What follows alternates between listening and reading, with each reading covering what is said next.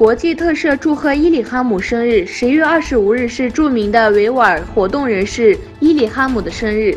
国际特赦组织在这一天发布的声明中称，中国隐瞒东突厥斯坦压迫政策的努力已经徒劳无功，我们继续支持伊里哈姆。同时，美国国会及行政党举中国委员会周五在推文中重申，将计划提名维吾尔学者伊里哈姆杜赫提为2019年诺贝尔和平奖获得者。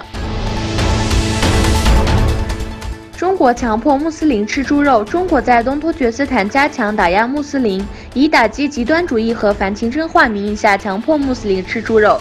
喀什大学近日举行决战反清真化的所谓宣誓大会，号称党员和干部员必须坚称无神论，不再提供清真饮食，在公共场所必须说普通话等。最近，中国许多地方发现猪流感疫情，禁止卖猪肉的情况下，在东突厥斯坦强迫维吾尔吃猪肉引起注意。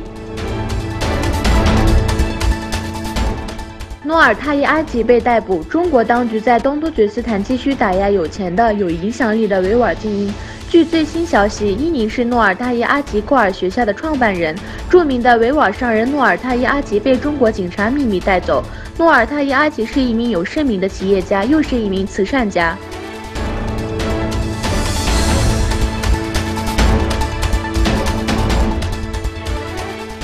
安倍晋三提到了维吾尔人权问题。日本首相安倍晋三结束了被称为破冰之旅的北京之行。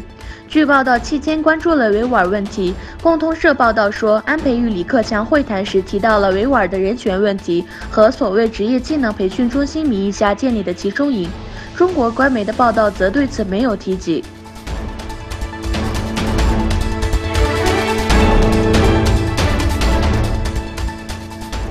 土鄂德法4国举行峰会，4国领导人在伊斯坦布尔举行叙利亚局势峰会。土耳其、俄罗斯、德国与法国领导人出席10月27日就叙利亚问题举行的4方峰会。峰会呼吁叙利亚停火，组建宪法委员会。4方发表联合声明说，将致力于为叙利亚的和平稳定创造条件。